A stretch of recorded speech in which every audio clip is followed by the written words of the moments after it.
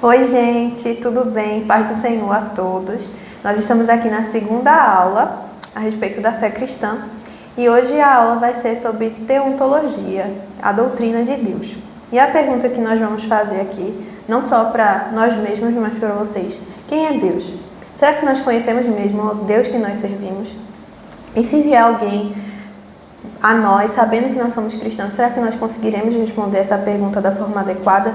Quem é o nosso Deus? Será que nós estamos servindo ao Senhor porque foi algo colocado a nós desde a infância? Ou é porque nós entendemos a magnitude do Deus a quem nós servimos? E é isso que nós vamos abordar hoje para vocês, explicando um pouquinho mais de forma teológica, não só de forma mais reflexiva, sobre a respeito disso.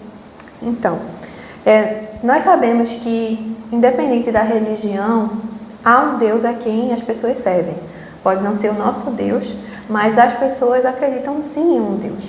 Os indígenas têm os seus deuses, o hinduísmo, os povos africanos também. Todos eles, mesmo que não tenham sido catetizados ou que o catolicismo não tenha chegado a eles, eles entendem que há necessidade de haver um Deus acima de todas as coisas. Porque não é algo que se explique. Realmente é inexplicável e há alguém que faz com que tudo funcione. Foi até uma frase que Cauã falou numa aula passada que nós tivemos na Coinonia, que foi: porque nós sentimos falta de algo que não existe. Teoricamente, não faz sentido nós sentirmos falta de algo que não existe. Então as pessoas sentem falta de um Deus porque realmente existe um Deus.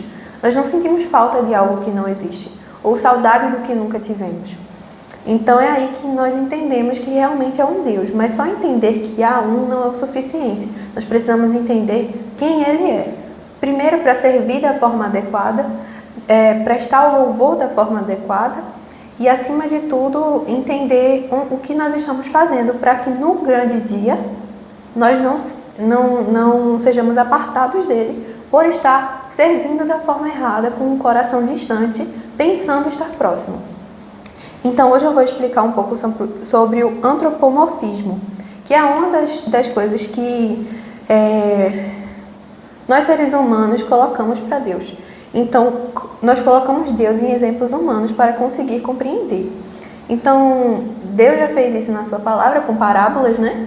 A Bíblia é repleta de parábolas. Deus, isso também se adequa ao infantilismo, né, que você falou? Isso, a gente tem que entender, na verdade, que Deus, como eu tenho falado na aula anterior, que Deus ele é incompreensível. Mas, apesar dele ser compreensível, nós podemos adquirir algum conhecimento dele. Não à toa, como é o nome do camarada, Louis Berkhoff, na sua teologia sistemática, ele vai falar que Deus, um capítulo a respeito disso, Deus compreensível, contudo cognoscível. Ou seja, apesar de nós não podermos adquirirmos conhecimento pleno da pessoa de Deus, nós podemos ter alguma cognoscibilidade a respeito dele. À medida de quê? À medida de que ele se revela. E é justamente isso que a teologia propõe. Berkhoff vai falar também que a teologia é o conhecimento sistematizado de Deus, de quem, por meio de quem e para quem são todas as coisas.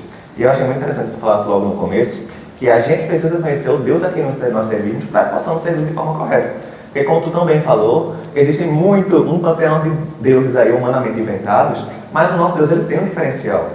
E é esse diferencial que propõe a ideia de que nós podemos conhecê-lo. Que ideia é essa? Ele se revelou. Então, antes de tudo, a gente tem a ideia de que Deus se revelou, certo?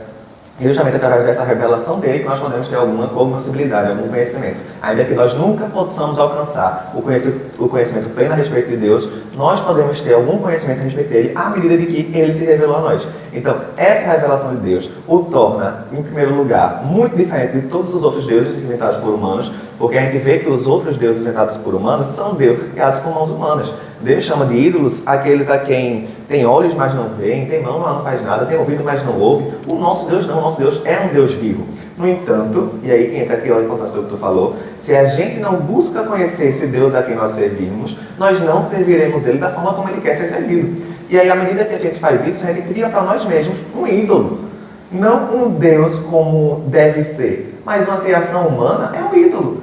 Então, se a gente não entende Deus da forma como Ele quer ser entendido, se a gente não conhece da forma como Ele quer ser conhecido, nós estamos adorando, servindo ou prestando louvor a qualquer outra coisa, menos ao Deus revelado das Escrituras. E essa é a importância da teologia. Buscar esse conhecimento de Deus, de quem, por meio de quem e para quem são todas as coisas, para que possamos glorificá-lo da forma correta, para que possamos adorá-lo da forma correta, para que possamos aprender a orar como convém, porque o mundo vai falar que a gente não sabe nem orar como convém. Então, para que a gente possa servir a Deus de forma correta, a teologia, ela é o meio necessário para isso, para ajustar a nossa cosmovisão, por exemplo, como a gente também falou na aula passada. E aí, para chegar no que tu estava dizendo, né? Sim. O Deus revelado, e Deus se revela através de antropomorfismo.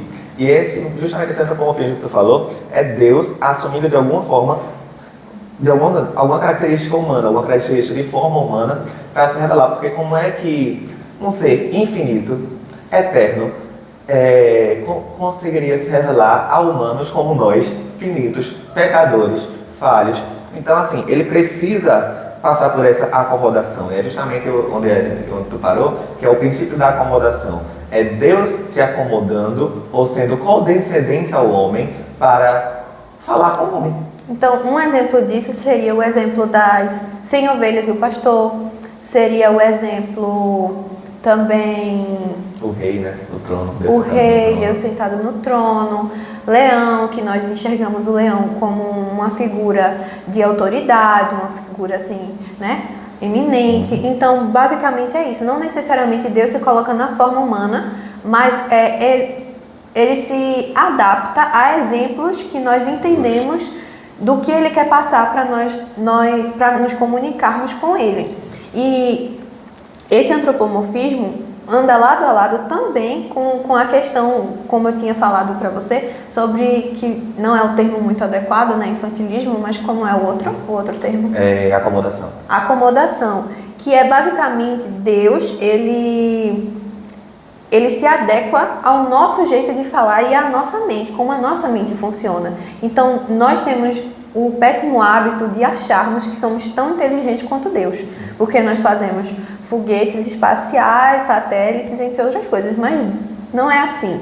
Deus, o tanto que nós sabemos de Deus não é o tanto que Deus é, mas é o tanto que Deus se adequou para que nós sabemos. Então, assim, o exemplo de infantilização é porque tira o exemplo de um adulto para falar com a criança, por exemplo, que ele se abaixa até a altura da criança e fala de um jeito, sem ser com palavras difíceis, sem ser de modo difícil, para quê? Para que a criança entenda o que está sendo falado ali. Então é basicamente o que Deus faz conosco.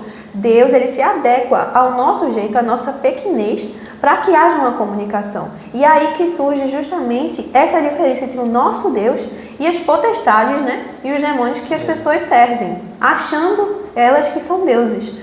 Por quê? Porque o nosso Deus, ele se adequa a nós. Os outros, eles precisam se adequar aos deuses. Então, assim, Deus é tão misericordioso que até nisso ele poupa a gente. Uhum. Poupa a gente de ficar assim, correndo atrás, porque ele mesmo se revelou. Ele veio do céu, ele veio até a terra, tomou a forma humana, morreu por nós, sofreu. Até que ele morresse, ele operou milagres, ensinou diversas coisas para que nós conhecêssemos mais ele. Então, assim, essa situação. Além de nós colocarmos Deus em forma humana, ele veio como forma humana mesmo, para que ficasse mais fácil ainda de nós entendermos isso. Mas não foi esse o propósito, né? Foi uma coisa muito, muito além, mas que Deus é tão perfeito que ele, não só para nós entendermos ele, mas ele nos entender. Está na carne, para entender como era passar fome, desejo, passar por todas as adversidades que um ser humano passa. Então, o nosso Deus, assim, é realmente... Obrigado, Pedro. Obrigado, Johnson. Então, o nosso Deus realmente é um Deus, assim, excepcional. E outra coisa que nós iremos falar é o antropopatismo, que é atrelar sentimentos ao nosso Deus. Então, acredito que todos vocês já saibam que Deus não tem sentimentos, né? Deus não tem tristeza, raiva, alegria, esses sentimentos, porque isso são coisas que, né, nós, humanos, com o nosso cérebro, nós formamos esse tipo de sentimentos, mas Deus não é assim. Deus, o jeito de Deus pensar não é como o nosso jeito, só que ele precisa, para que nós possamos entender, ele também atrela sentimentos. Então, assim, a ira de Deus, o ódio, a tristeza, Deus se entristeceu com fulano. Deus se entristeceu com fulano? Não, Deus não fica triste. Mas ele se adequou ao nosso jeito de entender as coisas para que nós entendamos o que nós precisamos fazer, que atitude precisamos tomar, onde nós erramos, onde nós acertamos, para ter esse relacionamento com Deus. Acho que uma forma de entender, bem clara de entender isso, é tipo quando fala que Deus ama. Geralmente a gente atrela amor a um sentimento, a um mero sentimento, reduz o amor ao mero sentimento. Mas para Deus não tem tanta diferença daquilo que Ele sente para aquilo que Ele faz. Então, Deus amou o mundo, de tal maneira que deu seu único Filho. Então, o amor para Deus não é um sentimento, não é que Deus não ame, mas Ele não ama como nós amamos. É além. Justo. Então, para Ele existe a prática que transcende o mero sentimento. Então, o antropopatismo é isso. É a gente atribuir sentimentos que estão em nós e o próprio Deus, na verdade, fazer uso disso para Ele, se apropriando disso para Ele, para passar alguma verdade para nós. Então, quando a Bíblia diz que Deus é amor, não é tão somente que Deus tem um sentimento de amor. Não, isso revela uma verdade muito mais profunda. Então, por exemplo, Deus nos ama a ponto de dar seu único Filho por nós. Então, existe uma prova prática desse amor que não é um mero sentimento. É um sentimento, mas ele também é uma prática. Então, ele está atrelado a essas duas coisas. Não existe muito essa separação entre sentimento e prática para Deus. E é algo que vai além da nossa compreensão, porque a maior prova de amor que nós pensamos seria a morte. Morrer por alguém, na nossa cabeça humana, é a maior prova de amor que existe. Mas Deus faria muito mais que isso. Muito mais. O amor de Deus não é igual ao nosso amor. Só que para nós seres humanos, a vida é o bem mais precioso que nós temos. Então Ele veio, entregou o seu Filho, deu a vida por nós, para que nós possamos entender o amor. Só que Ele faria muito mais. Mas para nós, para a nossa capacidade, ele fez a maior prova que nós conseguimos entender.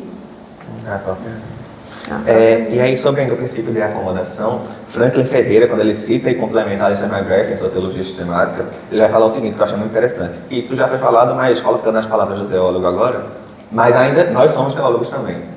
Lembram da aula passada, somos todos teólogos. E todos missionários também. Amém. Não que de forma acadêmica, mas ainda assim somos todos teólogos à medida que nós pensamos sobre Deus e fazemos teologia a respeito disso. A questão não é se a gente está sendo teólogo ou não, é se a gente está sendo bom teólogo ou um mau teólogo. Então a teologia da nossa está sendo uma teologia saudável que glorifica ou uma teologia que distancia. Então teólogos todos somos, inclusive você que está assistindo também é. Mas, enfim, voltando para a questão do princípio da acomodação, fala o seguinte. Assim como uma mãe ou uma babá se rebaixa para ser atendida por uma criança, falando de um modo diferente daquele que é próprio de um adulto, Deus também se inclina para chegar ao nosso nível. Em resumo, a revelação é um ato de condescendência divina, através do qual Deus transpõe o abismo entre si próprio e a humanidade pecadora, como o Bela também tem falado já anteriormente. Aqui nós temos mais dois exemplos de como Deus se revela a nós, que é a primeira via de negação. Então, nós estávamos procurando entender um pouco mais essa situação. Eu, humildemente falando, eu estava procurando entender mais sobre esse modo. E a primeira via de negação é que, primeiro, nós atrelamos a Deus, no caso, a forma que nós temos de entender quem Deus é. A de negação é basicamente tudo que nós somos, o contrário, nós direcionarmos a Deus. Então, basicamente, nós somos mentirosos, Deus é verdadeiro. Nós somos pecadores, Deus é santo. Entendeu? Seria basicamente o contrário do que nós somos, Deus é. E é justamente aí que tem a soberania dele. Porque se nós não somos nada, Deus é tudo. Então é basicamente isso outro modelo que nós também temos de como entender um pouco de como Deus é. Então tem o antropomorfismo, que são exemplos humanos que nós atrelaçamos a Deus. Na verdade, Deus se revela a nós através desses exemplos. O antropopatismo, que é de sentimentos, nós atrelaçamos sentimentos a Deus. E Deus também se revela a nós dessa forma, para que nós possamos entender. E um de nós para Deus é colocarmos tudo que nós não somos em Deus. Justamente, e quando Deus coloca tudo isso que nós não somos em nós, é que nós descobrimos que realmente nós não somos nada, que tudo que há de bom em nós é Deus, e simplesmente isso. Só um acréscimo rapidinho. É que a via de negação, ela é uma via mais lógica do que teológica. Então, a via de negação, ela é uma via da busca do conhecimento humano. Então, é a gente buscando entender a Deus, e aí, conceitualmente, é que eu não estou falando nem Deus das Escrituras. Aqui a via da negação, ela trata de Deus da forma geral, da divindade de forma geral. Então, uma vez que o homem, ele é finito, necessariamente a divindade deve ser não finita, ou seja, infinita. Então, o homem, ele é mutável, o homem muda, mas a divindade, ela precisa ser não mutável ou imutável. Então, a via de negação, ela busca justamente isso, pegar qualidades ou atributos humanos e negá-los aplicando a divindade de forma geral. E aí, o agnosticismo, por exemplo, ele vai dizer justamente que o conhecimento de Deus é inválido, porque a gente não consegue adquirir conhecimento pleno, uma vez que a gente só tem como chegar a Deus através da via de negação. E a gente sabe que não é verdade, porque além da via de negação, a gente tem a via de eminência. Não é isso?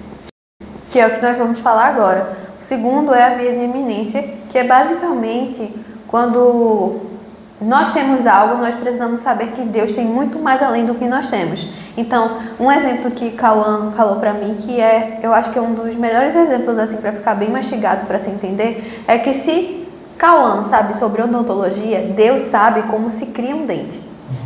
Entendem? Então, basicamente, se nós sabemos muito sobre alguma coisa, Deus sabe completamente tudo sobre tudo.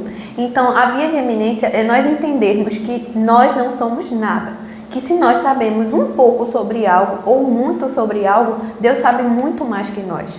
Então, a via de eminência é outro tipo de formato que nós precisamos entender que Deus é também, que é que Ele sabe todas as coisas.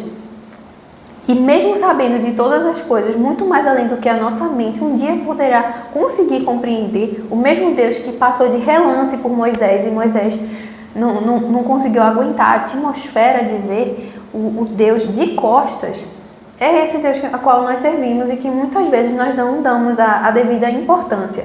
Então, normalmente hoje em dia nas igrejas está sendo pregado um Deus de amor, um Deus de compreensão. Mas não precisamos, de jeito nenhum, na verdade, nós precisamos colocar na cabeça que Deus é só isso. Nós precisamos entender quem Deus é. As pessoas estão pegando uma parte, menos que 0% do que Deus é, e estão se apegando a isso, para não precisar se negar. Mas nós precisamos entender, e as igrejas precisam começar a explicar a qual Deus nós servimos, porque só assim que as pessoas realmente vão se tornar verdadeiros cristãos.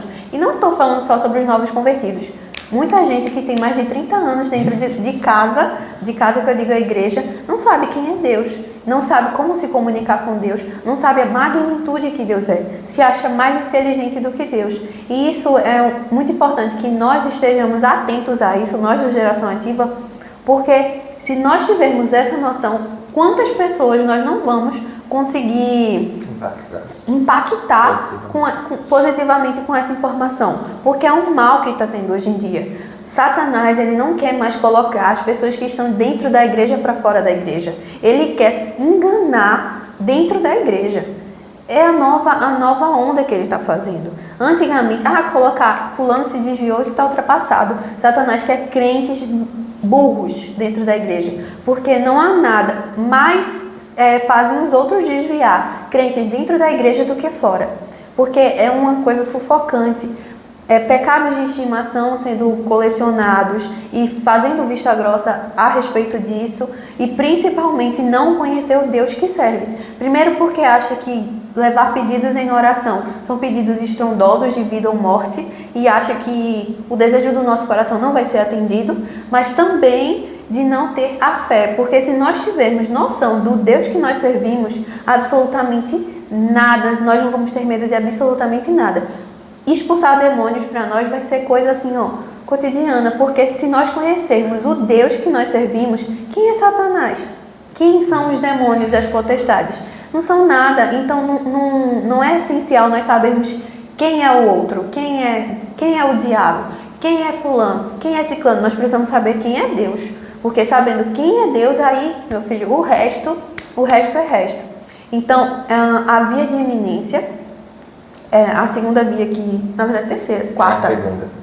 Das vias teológicas é a segunda, das formas de entendimento. De entendimento é a quarta. Tem a via de eminência, como eu falei, e a última que nós vamos abordar aqui é a de afirmação positiva. Então, basicamente, tudo que Deus fala, nós acatamos que Ele é. Então, se Deus fala que é santo, nós sabemos que Ele é santo. É a via, assim, mais simples, né, de entender. E a mais certa, porque aqui em nenhuma outra religião tem. Sim, que é aqui Deus em pessoa diz que é, então é isso. E aí, a gente tem que entender também, após ter entendido justamente isso sobre o conhecimento teológico, entender dois pressupostos básicos da teologia, que eu também já tinha falado na aula passada, mas que vale ressaltar para a aula de hoje, que Gênesis capítulo 1, versículo 1 já começa falando: no princípio criou Deus os céus e a terra. Então, a Bíblia não está preocupada em, de certa forma, provar a existência de Deus.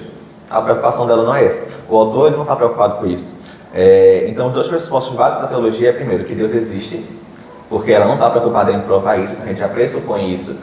E o segundo é que Deus se revelou. Então, a gente entende logo essas duas coisas de cara e a gente começa a conseguir pensar teologicamente, tendo esses dois pressupostos em mente, que Deus existe e que Deus se revelou.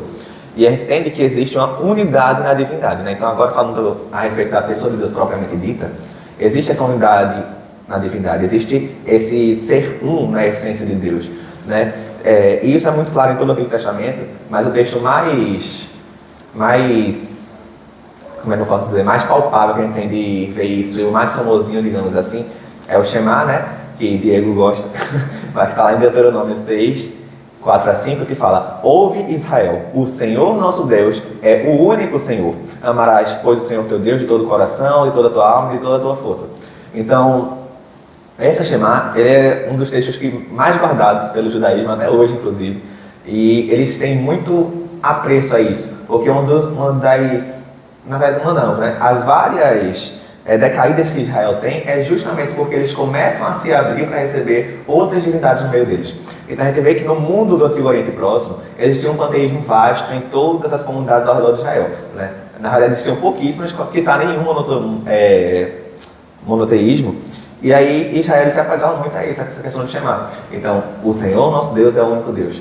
E é verdade, nós servimos a um Deus que é único, somente Ele é. Não existe nenhum outro depois dele, não existe nenhum outro a quem nem após, não existe nenhum outro menor ou maior, melhor ou pior, não existe outro Deus além do nosso Deus. Ele é único, tá?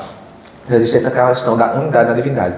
E é interessante porque depois do que Moisés declara chamar, ele diz que estas palavras que hoje te ordeno estarão no teu coração, tu as inculcarás a teus filhos, e delas falarás assentado em tua casa, e andando pelo caminho, e ao deitar-te, e ao levantar-te, também as estarás como sinal na tua mão, e te serão por frontal entre os olhos, e as escreverás nos umbrais da tua casa e nas tuas portas. Então, para você ver que Deus faz questão que eles guardem com apreço essa mensagem de que ouve, ó Israel, o Senhor nosso Deus é o único Deus. Então, esse apreço pela unidade na divindade, pelo um em essência na pessoa de Deus, é um apreço que está presente no Antigo Testamento, mas não somente no Antigo Testamento, né, como diz, por exemplo, Isaías, ainda no Antigo Testamento fala: assim diz o Senhor, Rei de Israel, o seu Redentor, o Senhor dos Exércitos, eu sou o primeiro, eu sou o último, fora de mim não há Deus. Isaías 45:5 fala: eu sou o Senhor e não há outro, fora de mim não há Deus. Mas, como eu disse, não só no Antigo Testamento, no Novo também ele continua se revelando como Deus único. 1 Coríntios capítulo 8, versículo 6 fala: todavia para nós há um só Deus, o Pai, de quem é tudo e para quem nós vivemos, e um só Senhor, Jesus Cristo, pelo qual são todas as coisas e nós por Ele. Então, ele falou logo no começo: todavia para nós há um só Deus. Tiago 2,19 fala: tu crês que há um só Deus, fazes bem, também os demônios o creem e estremecem. Uma coisa que eu também quero falar é que muitas perguntas vêm a respeito de outros cristãos, que é interessante porque muitos cristãos não sabem responder, que é o seguinte: se só há o nosso Deus, por que em outras religiões há cura? Por que na Umbanda as pessoas fazem alguns rituais e são curadas? Por quê? A Bíblia diz que Satanás, ele pode curar. Satanás é enganador. Satanás pode curar, Satanás pode fazer muitas coisas. Mas que há uma troca com isso. Então, assim, não é que nós precisamos entender que as outras divindades das outras religiões não são divindades, são demônios. Precisa ser entendido isso. Não é como se houvesse deuses menores do que o nosso Deus, que Foi até o que Cauã acabou de dizer. Não é isso. Então nós precisamos entender, respeitar até que ponto? Nós precisamos assim entender que a pessoa tem sua opinião, mas que nós sabemos a verdade. E é aí que precisamos entender para nós não nos contaminarmos. Então a gente precisa entender que a pessoa acha que é um Deus a quem ela está servindo, mas é um demônio. E nós precisamos entender isso. Os demônios têm poder sobre corpos que são lhe oferecidos. Então eles podem sim curar doenças, como podem colocar também. Entendeu? Então é isso que nós precisamos entender, que não há outro Deus, há o nosso. E seres que fazem outras coisas com os outros, não é Deus que está fazendo. Não é Deus, é Satanás. E ele pode sim curar, pode fazer outras coisas, pode fazer levitar, pode fazer sim. Não é sobre isso, mas que nós precisamos entender que não é outros deuses que está fazendo. É isso que nós precisamos nos atentar, porque quando outras religiões falam assim, mas só o seu Deus cura? Fulano foi curado em tal coisa. Aí, que choca, porque se nós não entendermos quem é o nosso Deus e que não há outro, aí a gente começa a entender, rapaz, mas será que tem outro? Porque isso realmente isso aconteceu. Então é importante com que nós saibamos disso, é uma informação muito relevante. E aí também cabe no princípio da eminência, que apesar deles terem poderes, apenas o nosso Deus tem todo o poder. Então, apesar deles terem potência, apenas Deus é onipotente. Então, apenas Deus tem esse atributo. Daí a gente vai chegar nos atributos de Deus.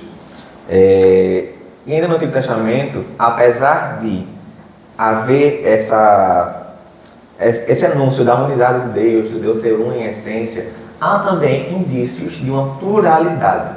Apesar de ser um único Deus, uma única essência, existem indícios de pluralidade na unidade de Deus, mesmo no Antigo Testamento. E aqui começa a estabelecer o que a gente chama de mistério. Né? Se vocês estavam na aula passada, vocês sabem o que é mistério. Então, começa a estabelecer desde o Antigo Testamento esse mistério, isso que vai combinar, isso vai ser eternamente revelado no Novo, mas aqui no Antigo a gente já consegue ver indícios, como por exemplo, no próprio num dos nomes principais de Deus, né, que é Elohim. Em Gênesis ele é um dos nomes de Deus mais usado, né? Gênesis 1 já começa com a utilização de Elohim, e gramaticalmente ele é um substantivo plural pelo sufixo in, né? Indica a pluralidade no hebraico. E embora quase sempre ele concorde com verbos no singular, né, Elohim seja aplicado a verbos no singular, ainda que ele seja um verbo no plural, a escolha do termo já é para a gente ficar de olho. Então, Elohim é um termo que no hebraico é um termo plural. Né? Gênesis capítulo 1, versículo 26, vai falar, e disse Deus, façamos o homem a nossa imagem, conforme a nossa semelhança. Então a gente vê aqui um constante uso de plural. Deus se referindo a si mesmo no plural. Alguns vão sugerir que Deus está falando aqui a respeito de anjos. Né? Não é provável que sejam anjos aqui. Né? A teologia cristã clássica ela vê um diálogo intratrinitário, mas também existe uma possibilidade de Deus não estar arraigando aqui uma convocação à Trindade. Porque o que é que existia? Existia no Antigo Oriente Próximo, mais uma vez falando do Antigo Oriente Próximo, uma perspectiva de que as majestades, então, os reis, os senhores, eles tomavam para si o que a gente chamava de plural majestático. Então, eu era um rei, então falava assim sobre mim mesmo, assinamos um decreto. Não para indicar que era mais de uma pessoa assinando, era eu assinando. Mas para manifestar a minha autoridade, eu falava, assinamos um decreto. É um vocabulário, né, dessa época. Isso é característica dessa época. Mas hoje em dia a gente faz um pouco disso. Por exemplo, a gente chega para ser atendido em um consultório, trazendo para mim um consultório odontológico, e geralmente quem atende é a recepcionista, um SB, enfim. E ela pergunta, como podemos ajudar? Sim, ela está falando para ela mesma, mas ela está arraigando para si uma autoridade do ambiente, sabe? Então, como o ambiente como um todo, como a equipe pode te ajudar, sabe? Então, é justamente isso. Existe essa questão plural majestático. Pode ser início da Trindade? Pode. Mas também pode ser esse plural majestático que Deus está usando, ou que o autor está usando para se referir a Deus, para indicar que Deus é rei. Sabe? Então, tem isso e essa linguagem do plural ela vai se repetir por muitas vezes no Antigo Testamento, como por exemplo na Torre de Babel, que Deus fala, desçamos e confundamos a sua linguagem, então também pode ser um arraigamento do plural majestático. Tá? Isaías, versículo 6, capítulo 6, versículo 8, vai falar, quem enviarei e quem há de ir por nós? Mais uma vez, plural. No entanto, o Salmo 45 Versículo 6 e 7 vai falar: o teu trono, ó Deus, é eterno. Por isso, Deus, o teu Deus, te ungiu. Então aqui, a menos que a gente abrace a pluralidade de fato, a gente vai ter muita dificuldade para entender esse texto. Porque fala aqui: o teu trono, ó Deus, é eterno. Por isso, Deus, o teu Deus, te ungiu. Então, como assim? Tem dois deuses? Como é que vai? Sim. Então a gente precisa entender que mesmo na unidade existe uma pluralidade. E essa pluralidade, ela é clara no Antigo Testamento. Não clara, tá? Ela é um pouco forçada no Antigo Testamento. Mas enfim. E aí, o Salmo 110, 110 versículo 1, ele inclusive é citado posteriormente no Novo Testamento, mas vai falar: disse o Senhor, Yahweh, né, que é o termo que ele está lá no hebraico, ao meu Senhor, e ali Adonai, assenta-te à minha direita. Então, disse o Senhor ao meu Senhor. E aí ele usa de dois termos diferentes para deixar isso ainda mais claro. Disse Yahweh a Adonai: assenta-te à minha direita. Então, existe sim, apesar da unidade, uma pluralidade em Deus, que é prenunciada desde o Antigo Testamento, mas que vai alcançar a sua revelação plena, ainda que a gente não consiga entender completamente, mesmo com o Novo Testamento, ele só vai alcançar a sua revelação plena no Novo Testamento. E aí... Eu só... Volta aí, por favor. Que eu achei interessante esse último trecho que está falando assim: este versículo do Antigo Testamento, mais citado no Novo Testamento, Jesus usa para confrontar os fariseus sobre como o Messias pode ser filho de Davi e ao mesmo tempo o Senhor de Davi. Interessante, né? É aí que realmente Deus é o Deus do tempo e não há quem possa o explicar. Porque ao mesmo tempo que ele é filho, então terrenamente Davi seria mais do que Jesus, mas Jesus é o Senhor de Davi, a quem Davi foi consagrado, a quem Davi serviu por toda a sua vida. Perfeito. Então, gente, o próximo assunto que nós vamos abordar é um bem polêmico. Inclusive foi uma polêmica aqui pra gente também, tentando entender um pouco, juntar um pouco do nosso pensamento, do que cada um entende, e que nós entendemos que não há como. A Trindade, né?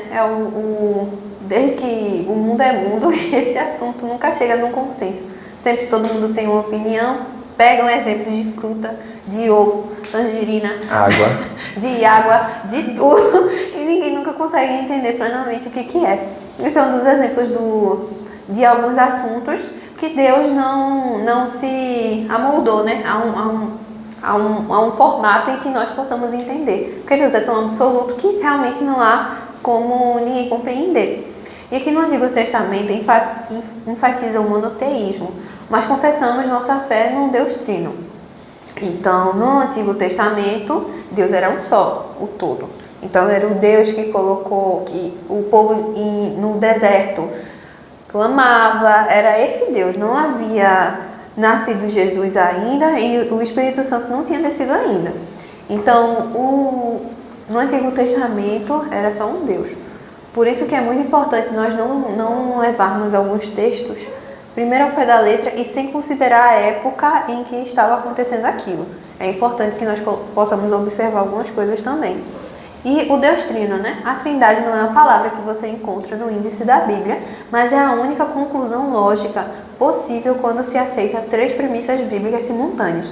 Aí tem uma frase aqui que é muito interessante para todos os cristãos ouvirem, que é: Trindade, tente explicá-la e perderá a cabeça. Tente negá-la e perderá sua alma. O autor é desconhecido. Mas é bem isso mesmo. Não dá pra gente simplesmente achar que o assunto é muito complicado para se entender e deixar pra lá. Não é assim.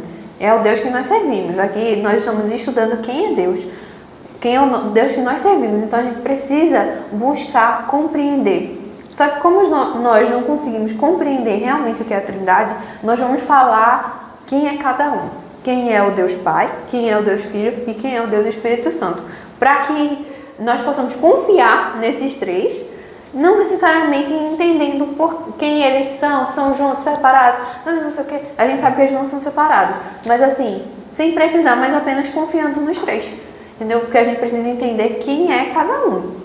Não precisa entender por que Deus se fez assim. Por que Deus fez assado? Não precisa entender porque nós não chegamos a uma conclusão. Mas a gente vai entender quem são os 3 agora. E primeiro, consegue achar? Só fala dessas 3 verdades aqui, que é meio que o resumo da doutrina da Trindade como um todo. Certo. Aí tem as 3 verdades. Só existe um único Deus.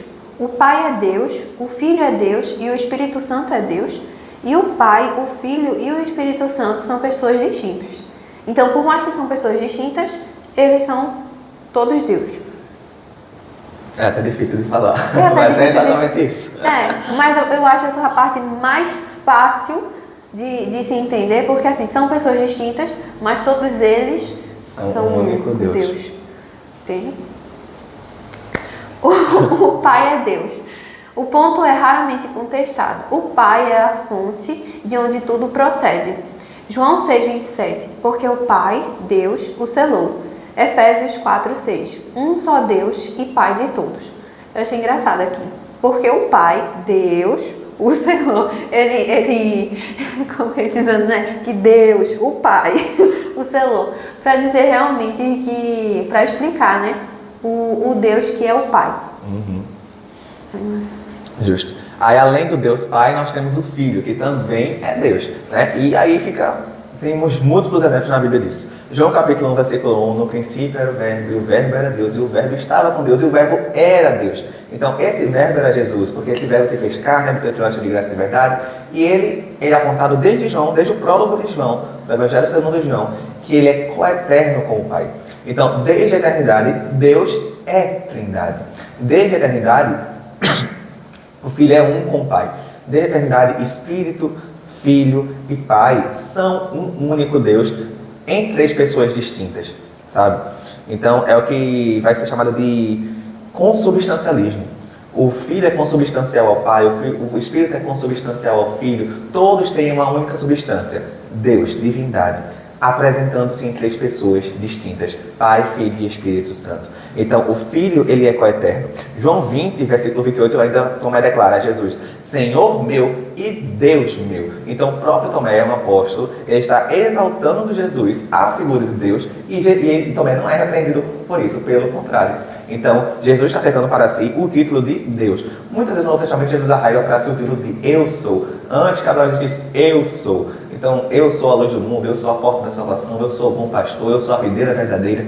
Por muitas vezes no Evangelho de João, João faz questão de declarar e de confirmar a divindade de Jesus, a divindade do Filho.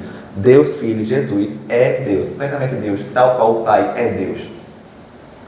O terceiro e último, né? O Espírito Santo é Deus. Aquela frase agora vem em bom caso. Por último, mas não menos importante, o Espírito Santo é Deus também. O Espírito não é uma força elétrica, mas é uma pessoa divina. Então, assim, o Espírito Santo é aquele que entra em nós. Como é que isso funciona? É um vento? É uma voz? O que é isso? Mas não, é uma pessoa divina. Uma pessoa, justamente. Atos 5, 3, 4. Pedro diz a Ananias que ele mentiu ao Espírito Santo e conclui, não mentiste aos homens, mas a Deus. Mentiu ao Espírito Santo, mas não mentiste aos homens, mas a Deus. Porque o Espírito Santo é Deus e Deus se revela como Espírito Santo. 1 Coríntios 3,16. Paulo chama os cristãos de santuário de Deus, porque o Espírito de Deus habita neles. E os atributos divinos. O Espírito é eterno, onisciente e onipresente. Então, o Espírito Santo de Deus, quem que é eterno, onisciente e onipresente? Deus. Então, são provas de que realmente os três são Deus. Não fica difícil de entender isso, porque a Bíblia mesmo vai dando essas características ao Deus Filho e ao Espírito Santo, atributos que são de Deus, provando que realmente eles dois são Deus também. Isso mesmo. Então, existe essa distinção pessoal, né? Onde o Pai não é o Filho não é o Espírito Santo não é o Pai, mas ainda assim o Pai é o Deus único, o Filho é o Deus único e o Espírito Santo é o Deus único. Tá, calma. Um não é o outro, mas todos são Deus, e é um Deus só, que se aparece em três pessoas. E como a gente entende isso? Não entende. Boa notícia, não entende. Não dá para entender, não dá para compreender. A gente já iniciou a aula de hoje falando, Deus é incompreensível. A gente não consegue compreender ele de forma plena, ainda que a gente possa conhecer algo a respeito, mas a gente não consegue compreender ele de forma plena. Esse é o Deus que nós vimos, o Deus múltiplo, o Deus que é três, o Deus que é um, o Deus que é único, mas que se aparece em três pessoas, que se manifesta em três pessoas. E aqui eu não estou dizendo que Deus tem três formas de se manifestar, não é isso, porque isso aí seria heresia modalista, não é isso que eu estou trazendo, sabe? Mas É difícil de entender, é difícil de colocar em palavras, porque em qualquer momento a gente pode estar caindo em uma heresia aqui sem perceber. Então, falar sobre a Trindade é andar pisando em ovos realmente, sabe? A gente tentou simplificar o máximo possível, uma coisa que não é simples, tá? Se vocês quiserem saber mais sobre a Trindade, eu vou indicar esse livro aqui, Como Deus é um e três ao mesmo tempo, de Pedro Pamplona. Então, a ideia é complementar, tá? Além da apostila que vocês já têm, que a gente está usando como base para as nossas aulas, se vocês quiserem complementar esse livro aqui, ele é bem baratinho, uns R$12 na Amazon. E por ser pequeno, não o desconsiderem, tá? Ele é muito rico em conteúdo, é uma excelente introdução à Trindade. O autor é Pedro Pamplona, é brasileiro, com uma linguagem super acessível, super indica esse livro aqui, de verdade mesmo. Amo esse livro. E é isso, mais alguma coisa a acrescentar? Bom, você falando aqui, realmente nós não entendemos isso, só que Deus, ele se revelou de tantas formas pra gente, assim, com a questão de puxar exemplos que nós entendemos. Nós já sabemos o suficiente a respeito de Deus. Justo. Deus já revelou, Deus já simplificou muitas coisas a respeito dele. Por que tem gente que, por não entender a Trindade, né, já acha isso um absurdo? Mas, gente, Deus já fez muito, muito além do que, né, do que nós merecemos. Então, assim, a Trindade é um assunto que nós não conseguimos entender. Mas, apesar de não entendermos esse assunto, olha quantas coisas, né? Nós já não entendemos a respeito de Deus que foram trabalhadas aqui hoje. Só pelo que nós já entendemos que Deus se revelou, Deus se colocou no nosso nível de entendimento para que nós possamos entender, já é o suficiente para a gente confiar no Deus Filho, no Deus Pai e no Deus Espírito Santo. Então a gente não precisa entender, a gente precisa confiar, porque muitas outras coisas já nos deram garantia de que merece nossa confiança. Merece, não é nem essa palavra, né? Não mas merece digno nossa de confiança. Digno de confiança, porque nós não somos nada. E difícil seria se nós entendêssemos tudo a respeito de Deus. Justo. E aí nem seria Deus. Nem seria Deus. Então, assim, é completamente normal nós não entendermos algumas coisas a respeito de Deus, porque como nós falamos, Deus, ele se molda a um formato para que nós possamos compreender. Mas não necessariamente ele vai moldar tudo o que ele é para que nós entendamos. Justo. Perfeito. Só isso. Então é isso, gente. Prazer ter vocês comigo. Agradecer quem acompanhou até aqui, agradecer quem assistiu, agradecer a Johnson que se dispôs a vir com a gente gravar. Verdade. Anotem perguntas, dúvidas, questionamentos, porque na próxima segunda, esse vídeo está sendo na sexta-feira, na próxima segunda teremos coinonia, e aí vocês tiram as dúvidas na segunda, a gente vai aprofundar um pouco mais o tema na segunda, porque a gente vai precisar falar a respeito de uma coisa que a gente não falou hoje, que são a respeito dos atributos de Deus, sabe? E aí é isso, vejo vocês na próxima segunda e aguardem a próxima aula que Arthur vai estar falando com a gente sobre criação, pecado e homem. Até lá. Então, beijo. Tchau. Até segunda.